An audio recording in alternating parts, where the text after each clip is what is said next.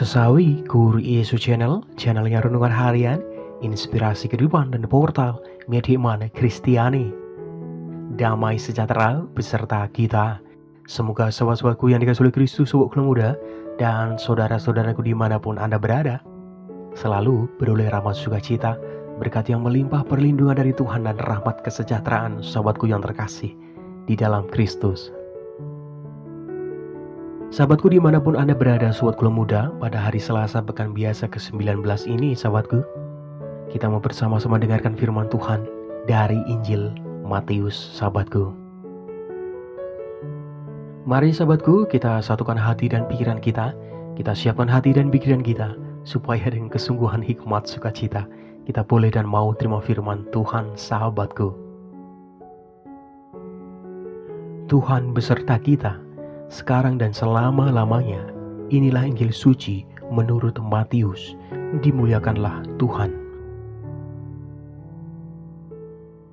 Sekali peristiwa, datanglah murid-murid itu kepada Yesus dan bertanya, "Siapakah yang terbesar dalam kerajaan sorga?"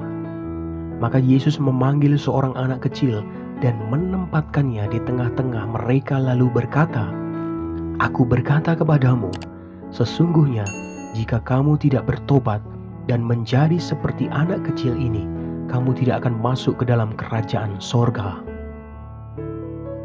Sedangkan siapa saja yang merendahkan diri dan menjadi seperti anak kecil ini, dialah yang terbesar dalam kerajaan sorga. Dan siapa saja yang menyambut seorang anak seperti ini dalam namaku, ia menyambut aku. Ingatlah, jangan menganggap rendah seorang dari anak-anak kecil ini. Karena aku berkata kepadamu, ada malaikat mereka di sorga yang selalu memandang wajah Bapakku yang di sorga. Bagaimana pendapatmu jika seorang mempunyai 100 ekor domba dan seekor di antaranya sesat? Tidakkah ia akan meninggalkan yang 99 ekor di pegunungan dan pergi mencari yang sesat itu? Dan aku berkata kepadamu, sesungguhnya jika ia berhasil menemukannya, lebih besar kegembiraannya atas yang seekor itu daripada atas yang ke-99 ekor yang tidak sesat. Demikian juga Bapamu yang di sorga tidak menghendaki supaya seorang pun dari anak-anak ini hilang." Demikianlah sabda Tuhan. Terpujilah Kristus. Sahabatku yang terkasih dimanapun Anda berada, sobatku muda dan saudara-saudaraku. Sahabatku yang terkasih, pada hari ini Yesus mengajak kita untuk terus-menerus membangun sikap tobat, sahabatku.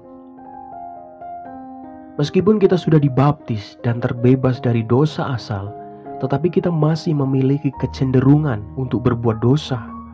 Dan sering pula kita mengikuti kecenderungan itu, sahabatku. Sehingga apa? Sehingga kita jatuh ke dalam dosa. Sahabatku dimanapun Anda berada, sobatku muda, oleh karenanya kita diajak untuk bertobat, sahabatku. Proses pertobatan itu dimulai ketika kita bisa seperti seorang anak kecil yang polos, sahabatku, jujur apa adanya dan patuh terhadap orang tua, sahabatku. Sahabatku yang terkasih, kita sebagai anak-anak Allah sudah sepatutnya mempunyai ciri-ciri seperti anak kecil itu, sahabatku. Sahabat-sahabatku yang terkasih di dalam Kristus, sobatku muda, sebagai orang beriman, kita sungguh diharapkan berani menanggalkan topeng kemunafikan. Kita diharapkan berani menanggalkan topeng kemunafikan yang selama ini menghiasi hidup kita, sahabatku. Menghilangkan kesombongan dan keangkuhan yang selalu menjadi kebanggaan kita, sahabatku. Dan juga ketidakpatuhan terhadap Allah yang terus berulang kali dari waktu ke waktu. Sahabatku yang terkasih, ini masih terjadi dalam kehidupan kita, sahabatku. Sahabatku, dimanapun Anda berada, anak-anak kecil yang ada di rumah, coba kita lihat, di sekolah, di gereja, atau di lingkungan masyarakat kita, sekarang menjadi cermin hidup kita, sahabatku, dan guru kita dalam mengembangkan iman, sahabatku. Kita sungguh diharapkan berani memperbaiki dan mengubah hidup kita, dan pertobatan yang seperti itu tidak hanya akan membuat hidup kita semakin berkualitas, tetapi juga akan memberikan dampak yang baik bagi orang lain yang hidup bersama kita, sahabatku. Sahabatku yang terkasih, dimanapun Anda berada, mari kita melihat ke dalam diri kita. Sikap yang apa tadi?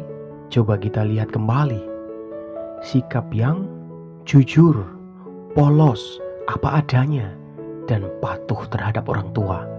Gambaran anak kecil ini menjadi refleksi pada kita semua pada kesempatan ini. Anak kecil yang polos, jujur, apa adanya, dan patuh terhadap orang tua. Sahabatku yang terkasih, kita sungguh diajak untuk menanggalkan topeng kemunafikan. Amin. Kemuliaan kepada Bapa dan Putra dan Roh Kudus, seperti pada permulaan, sekarang selalu dan sepanjang segala abad. Terpujilah nama Yesus, Maria dan Santo Yosef, untuk sekarang dan selama-lamanya. Amin.